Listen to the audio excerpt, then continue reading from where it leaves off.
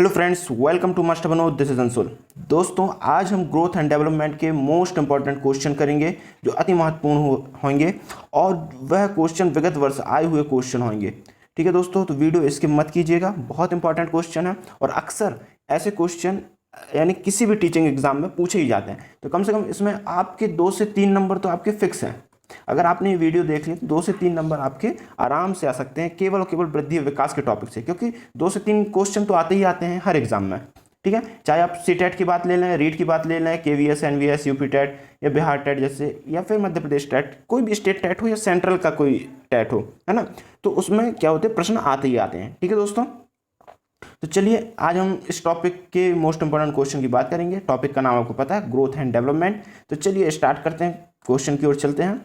Question है, क्या है क्वेश्चन, निम्न में से कौन सा उदाहरण अधिगम को प्रदर्शित करता है।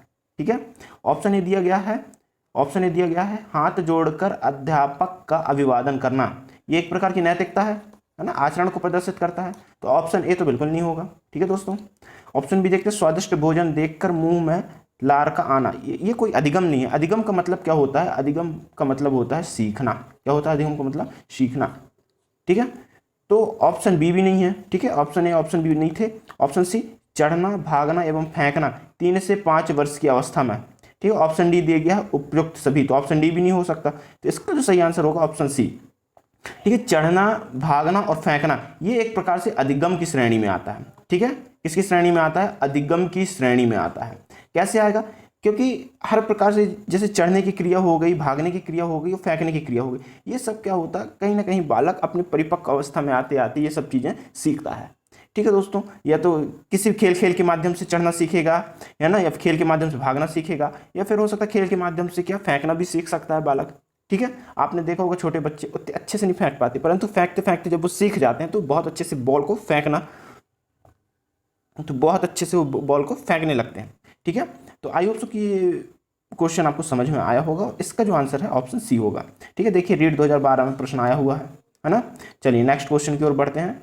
आज अपन थोड़ा स्पीड में क्वेश्चन को देखेंगे और आंसर देंगे, क्योंकि आज थोड़ी से क्वेश्चन ज़्यादा है। ठीक है, क्वेश्चन है, निम्न में से कौन सा बालकों के अधिगम एवं विकास में सबसे अधिक योगदान देता है ना, सबसे अधिक योगदान। देखिए रीट 2012 में पूछा गया प्रश्न है। तो देखो ऑप्शन ए दिया है, परिवार, समवयस्क समूह या टेलीविजन। टेलीविजन नहीं देता भाई साहब। ठीक है, अधिगम और विकास में जो सबसे अधिक योगदान, टेलीविजन नहीं देता। ठीक, ऑप्शन बी देखिए, परिवार, समवयस्क समूह और अध्यापक, बिल्कुल सही है ना। ऑप्शन सी भी देख लेते हैं, परिवार, खेल और कंप्यूटर, तो कंप्यूटर नहीं, परिवार, खेल और पर्यटन नहीं। तो इसका जो सही आंसर होगा ऑप्शन बी होगा, जो परिवार है, समवयस्क समूह है और अध्यापक, ये तीनों अधिगम में और विकास में बहुत योगदान देते हैं। ठीक है, तो ये परिवार को क्या बोलते हैं भाई साहब, प्राथमिक स्कूल। एक प्रकार से प्राथमिक स्कूल क्या बोलेंगे, प्रथम पाठशाला।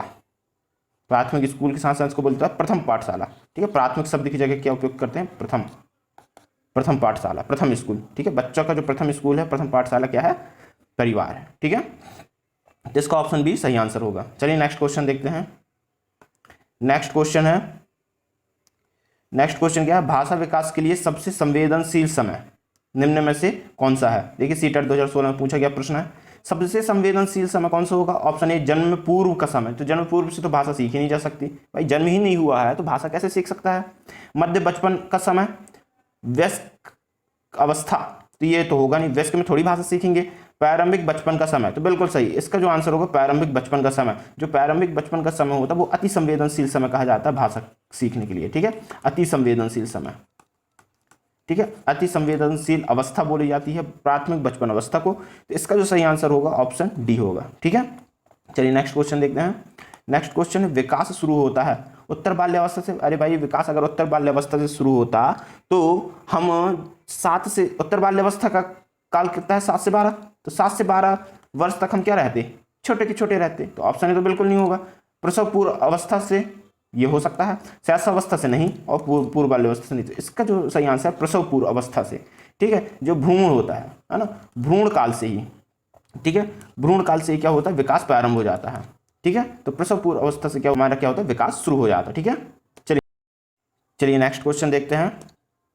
नेक्स्ट क्वेश्चन है, अवधारणाओं का विकास मुख्य रूप से खालिस्तान का हिस्सा है। सीटेट 2011 में पूछा गया प्रश्न है।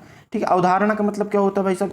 अवधारणा का मतलब होता है कल्पना, हाइपोथेसिस, है ना। किसी भी चीज़ की कल्पना करना, किसी भी चीज़ों के बारे में या किसी भी वस्तु के बारे में अवधारणा बनाना एक प्रकार से कल्पना है। और कल्पना का संबंध किससे होता है? बुद्धि से होता है, मानसिक क्रियाओं से होता है। ठीक है, तो चलिए ऑप्शन की ओर देखते हैं। ऑप्शन ए दिएगा शारीरिक विकास, नहीं। ऑप्शन बी सामाजिक विकास, नहीं। ऑप्शन सी संवेगात्मक विकास, नहीं। ऑप्शन डी दिया गया बौद्धिक विकास, बिल्कुल सही। ऑप्शन डी इसका क्या होगा भाई साहब? सही होगा, बौद्धिक विकास। तो अवधारणाओं का विकास मुख्य रूप से किसका हिस्सा है? बौद्धिक विकास का हिस्सा है। ठीक है ना। अवधारणा का मतलब कल्पना, और कल्पना का संबंध किससे होता है भाई साहब? मानसिक क्रियाओं से होता है, जो एक प्रकार से बौद्धिक विकास का एक पक्ष है। ठीक है, तो इसका आंसर होगा ऑप्शन डी। चलिए नेक्स्ट क्वेश्चन देखते हैं। निम्नलिखित में से कौन सी अवस्था नहीं है? ठीक है, अवस्था पूछा है। ठीक है, तो जन्म पूर्व काल, जिसको हम प्रसव पूर्व काल भी बोलते हैं। ठीक है, प्रसव पूर्व काल भी बोलते हैं, इसको भ्रूण काल भी बोलते हैं। ठीक है, तो प्रसव पूर्व काल ये तो होता है, बाल्यावस्था भी होती है, शैशवावस्था भी होती है, परंतु जीर्णावस्था नहीं होती, है ना। जीर्णावस्था नहीं होती। जीर्णावस्था का उचित नाम क्या होती है भाई साहब? वृद्धावस्था। वृद्धावस्था होती है। ठीक है, तो वृद्धावस्था होता है पर जीर्णावस्था नहीं होती है। ठीक है ना, वृद्धावस्था में जीर्णापन होता है। ठीक है, पर जीर्णावस्था नहीं होती। तो ऑप्शन डी इसका क्या होगा? सही आंसर होगा। आई होप सो कि आप लोगों को क्लियर हुआ होगा।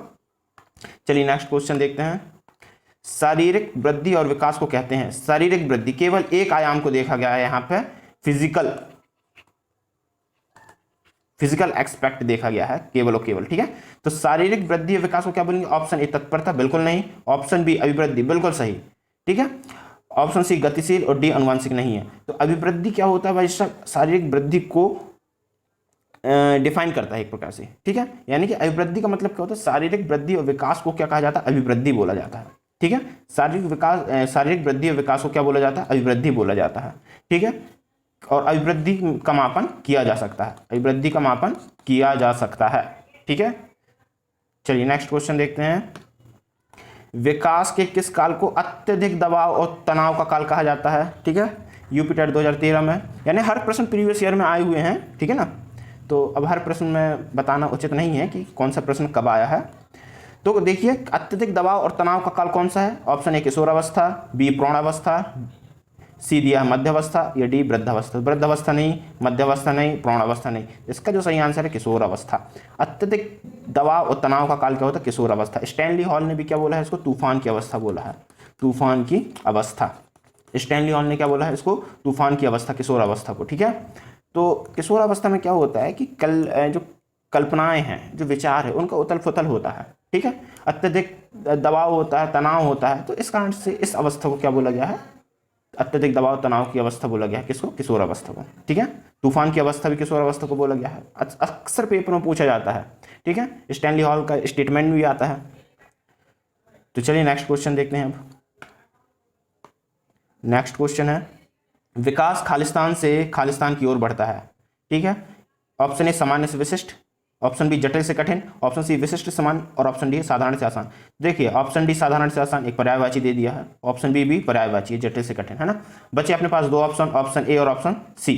तो देखिए, सामान्य से विशिष्ट विकास, विकास क्या होता है? सामान्य से विशिष्ट होता है। अब कैसे हुआ सामान्य से विशिष्ट? देखिए, पहले बालक क्या करता है? पूरे शरीर को हिलाता है ना। खेल खेल में पूरे शरीर को हिलाता है। आप देखेंगे जब छोटा बालक शैशव अवस्था में होता है तो पूरे शरीर को हिलाता है, परंतु जैसे जैसे बचपन अवस्था या पूर्व बाल्यावस्था में जब आता है तो वो हाथों से क्रियाएं करने लगता है, वस्तुओं को पकड़ने लगता है, पूरे शरीर का इस्तेमाल नहीं करता। एक प्रकार से फाइन मोटर हो जाती है। ठीक है, फाइन मोटर का उपयोग करता है। किसका उपयोग करता है? फाइन मोटर का। ठीक है, तो ग्रॉस मोटर से फाइन मोटर आना एक प्रकार से क्या है? सामान्य से विशिष्ट है। ठीक है, जैसे कि और आप देख सकते हैं कि पहले बच्चा रेंगता है, ठीक है, फिर चलने लगता, फिर दौड़ने लगता। तो सामान्य विशिष्टता क्या होगी? सामान्य क्या होगा? सामान्य विकास हुआ रेंगना, परंतु विशिष्ट विकास क्या हुआ? उसका दौड़ना, कूदना, भागना। ठीक है, तो विकास हमेशा कहां से होता है? वैसे सामान्य से विशिष्ट होता है। ठीक है, ऑप्शन इसका क्या होगा? सही आंसर होगा। चलिए नेक्स्ट क्वेश्चन देखते हैं। मानव विकास है, ऑप्शन ए गुणात्मक, बी दिया है कुछ सीमा का अमापनीय, ऑप्शन सी मात्रात्मक एवं गुणात्मक, और ऑप्शन डी दिया है मात्रात्मक। इसका सही आंसर क्या होगा? देखिए, विकास होता है, विकास एक व्यापक है। विकास क्या है? इसका जो आयाम है व्यापक आयाम है। ठीक है, विकास का आयाम व्यापक है, ऐसे समझिए, ये विकास है, विकास का क्षेत्र है, और उस समय एक छोटा सा क्षेत्र वृद्धि है, ठीक है। विकास, ये विकास है, पूरा विकास का क्षेत्र है, और छोटा सा क्षेत्र एक वृद्धि का है, ठीक है। विकास में बहुत सारे आयाम आते हैं, शारीरिक, मानसिक, संवेगात्मक, और भी आयाम आते हैं, और वृद्धि में केवल शारीरिक आयाम आता है, ठीक है। तो शारीरिक आयाम जब है तो एक प्रकार से क्या है, मात्रात्मक है, ठीक है। और जो संवेगात्मक है वो क्या है, एक प्रकार से गुणात्मक है। संवेगात्मक है ना, सामाजिक है, संवेगात्मक है, और भी आयाम है। तो ये क्या हुआ, तो विकास क्या हुआ, एक प्रकार से मात्रात्मक भी हो गया और गुणात्मक भी हो गया, है ना। विकास क्या हुआ भाई साहब, मात्रात्मक भी हो गया और क्या हो गया, गुणात्मक भी हो गया। तो उसका आंसर सी सही होगा, ठीक है। हाँ, वृद्धि का पूछेगा तो वृद्धि क्या होगी भाई साहब, वृद्धि केवल मात्रात्मक होगी। जैसे शरीर को की वृद्धि का मापन किया जा सकता है, हाइट कितनी है, वेट कितना है, इसका मापन हम आराम से कर सकते हैं, ठीक है। तो वृद्धि मात्रात्मक होती है, ठीक है, क्वांटिटेटिव होती है। और क्वालिटेटिव क्या होती है, क्वालिटेटिव और क्वांटिटेटिव क्या होती है, विकास होती है इंग्लिश में कहा जाए तो, ठीक है। तो विकास जो होता है मात्रात्मक गुणात्मक दोनों होता है। किसी बुक में केवल गुणात्मक दिया होगा तो ये गलत उत्तर है। केवल गुणात्मक नहीं होता, केवल मात्रात्मक भी नहीं होता, गुणात्मक और मात्रात्मक दोनों होता है। सीटेट 2014 में के आंसर की अगर आप देखेंगे तो आयोग ने भी इसका सही आंसर यही माना है, ठीक है, मात्रात्मक और गुणात्मक। चलिए नेक्स्ट क्वेश्चन देखते हैं। नेक्स्ट क्वेश्चन है, निम्न में कौन सा शारीरिक विकास का एक प्रमुख नियम है। शारीरिक विकास का अर्थ होता है जैसे शारीरिक विकास, ठीक है, तो इसमें दर देखी जाती है। क्या देखी जाती, दर देखी जाती, गति देखी जाती है। जैसे कि आप देखेंगे कि शैशव अवस्था में, कौन सी अवस्था में, 0 से 2 वर्ष मान लेते हैं, शैशव अवस्था में जो शारीरिक विकास की गति है वो होती है तीव्र, ठीक है। परंतु जब धीरे धीरे बाल्यावस्था में आता है, 3 से 12 वर्ष या 3 से 11 वर्ष में, तो इसकी गति थोड़ा मंद पड़ जाती है, एकदम से मंद नहीं होती। शैशव अवस्था में तीव्र रहेगी, फिर धीरे धीरे मंद होती। क्यों होती है, क्योंकि परिपक्व की अवस्था में जाने लगता है धीरे धीरे, ठीक है। फिर आगे देखेंगे तो थोड़ा तीव्र होगा। तो इस दर की परिवर्तन, जब विकास की, जो शारीरिक विकास की दर में परिवर्तन होता है, उसको हम द्रुतगामी नियम से जानते हैं, ठीक है। चलिए ऑप्शन देखते हैं। मानसिक विकास से भिन्नता का नियम, अरे ये तो हो भी नहीं सकता, क्योंकि शारीरिक विकास की बात हुई तो मानसिक विकास का संबंध है ही नहीं, ठीक है ना। अनियमित विकास का नियम, ये भी नहीं है। द्रुतगामी विकास का नियम, बिल्कुल सही। ऑप्शन डी, कल्पना और संवेग विकास से संबंध, बिल्कुल नहीं, है ना। तो द्रुतगामी विकास का नियम यही नियम है जो मैंने अभी आपको समझाया था, ठीक है। तो ऑप्शन सी इसका सही आंसर होगा। चलिए नेक्स्ट देखते हैं।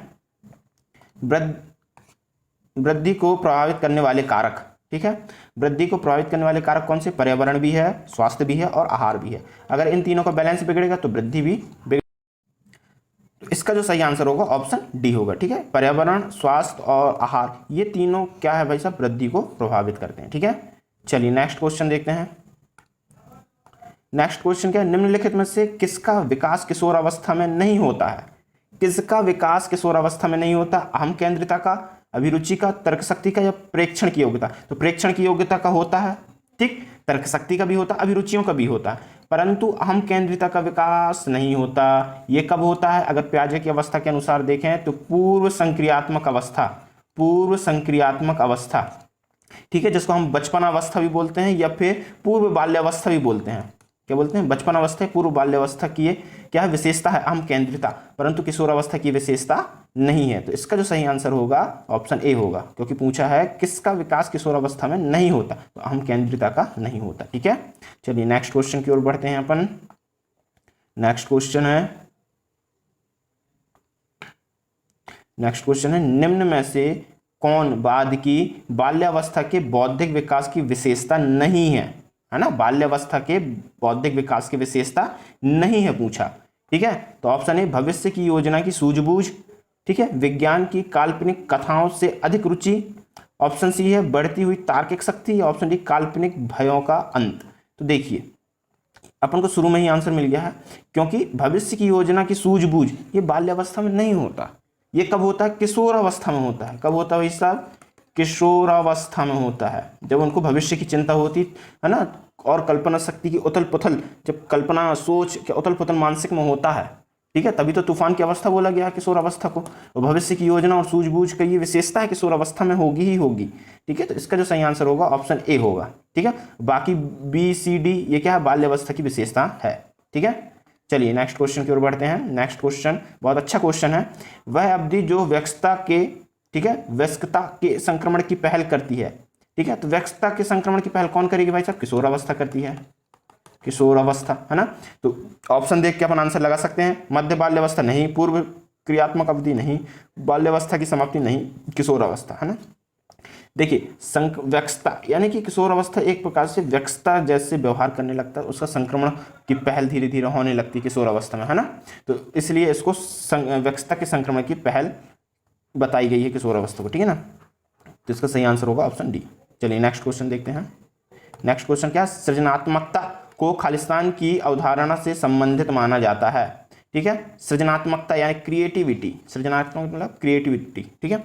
ऑप्शन ए दिया गया है अविस्तृत सोच, ऑप्शन बी दिया गया है रवादार बौद्धिकता, ऑप्शन सी दिया गया है द्रव बौद्धिकता, ऑप्शन डी विविध सोच। तो देखिए अविस्तृत सोच ये क्या है? एक प्रकार से कन्वर्जेंट थिंकिंग है, जिसमें केवल ऐसी सोच होती है कि किसी भी समस्या का केवल एक सॉल्यूशन निकलता है ना। इसमें रचनात्मकता नहीं होती है और नवीन काल्पनिकता नहीं होती, है ना। तो सृजनात्मकता में हमेशा क्या होगी? नवीन काल्पनिकता होगी, नवीन समस्याओं के कुछ नए नए तरीके होंगे हल करने के, है ना। विविध प्रकार की क्या होती हैं? सोच होती हैं। क्या होती है? विविध प्रकार की सोच होती है किसी भी समस्या को हल करने के लिए। तो आई होप सो कि आपको पता चल गया होगा कि इसका आंसर क्या होगा, ऑप्शन डी होगा, विविध सोच, ठीक है। सृजनात्मकता में क्या होता है? नवीन कल्पनाओं का विकास होता है, नवीन कल्पनाएं होती हैं, समस्या को हल करने के लिए कई तरीके ईजाद किए जाते हैं, उसी को हम सृजनात्मक रूप देते हैं, ठीक है। तो आई होप सो कि आपको क्लियर हुआ होगा, ऑप्शन डी इसका क्या होगा? सही आंसर होगा। चलिए नेक्स्ट क्वेश्चन देखते हैं। नेक्स्ट क्वेश्चन में दिया गया है बहुत सरल अच्छा क्वेश्चन है। खिलौने की आयु कहा जाता है पूर्व बाल्यावस्था को, उत्तर बाल्यावस्था को, शैशवावस्था को, उपरोक्त में से सभी।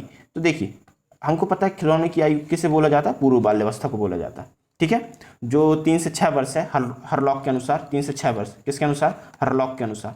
ये तो पूर्व बाल्यावस्था को क्या बोला जाता है भाई साहब? खिलौने की आयु बोला जाता है, ठीक है। चलिए नेक्स्ट क्वेश्चन देखते हैं। शारीरिक विकास को प्रभावित करने वाले कारक कौन से हैं? वंशानुक्रम है, वातावरण है, खेल तथा व्यायाम, या ये सभी। तो देखिए वंशानुक्रम, वातावरण और खेल तथा व्यायाम ये तीनों फिजिकल एस्पेक्ट को या फिजिकल डेवलपमेंट को क्या करते हैं भाई साहब? इफेक्ट डालते हैं, प्रभावित करते हैं। तो इसका जो सही आंसर होगा ऑप्शन डी होगा, ठीक है। चलिए नेक्स्ट क्वेश्चन की ओर बढ़ते हैं। नेक्स्ट क्वेश्चन है निम्न में से कौन सी एक अंतःस्त्रवी ग्रंथि नहीं है, ठीक है। क्या पूछा? नहीं है पूछा। इंपॉर्टेंट क्वेश्चन है, वैसे अक्सर स्टेट टेट में आता है, सी टेट में तो ऐसा क्वेश्चन नहीं आता है, और हो सकता आ भी जाए, परंतु संभावनाएं कम रहती। परंतु स्टेट टेट, जो भी स्टेट टेट हैं उनमें ऐसे क्वेश्चन अधिक देखने को मिलते हैं। तो चलिए देखते हैं। अंतःस्त्रवी ग्रंथि नहीं है पूछा है, तो एड्रिनल ग्रंथि अंतःस्त्रवी ग्रंथि है, पीयूष ग्रंथि भी अंतःस्त्रवी ग्रंथि है, लार ग्रंथि अंतःस्त्रवी ग्रंथि नहीं है। तो इसका जो सही आंसर होगा और ऑप्शन सी होगा, ठीक है। लार ग्रंथि क्या है? अंतःस्त्रवी ग्रंथि नहीं है। बाकी जो दिया है ऑप्शन ए, बी और डी ये सब क्या है? अंतःस्त्रवी क्या है? ग्रंथि हैं, ठीक है। आई होप सो कि आपको आज की वीडियो बहुत अच्छी लगी होगी, कुछ सीखने को मिला होगा। आगे इस प्रकार की और अच्छी अच्छी वीडियो मैं लाता रहूँगा। चैनल पे बने रहिएगा, नए हैं तो चैनल को सब्सक्राइब कीजिएगा, वीडियो को लाइक कीजिएगा, दोस्तों के साथ शेयर कीजिएगा, और किस टॉपिक में आपको और इम्पोर्टेंट क्वेश्चन या फिर डिटेल वीडियो चाहिए उसको आप कमेंट कर सकते हैं। चलिए मिलते हैं नेक्स्ट वीडियो में। नमस्कार, जय हिंद।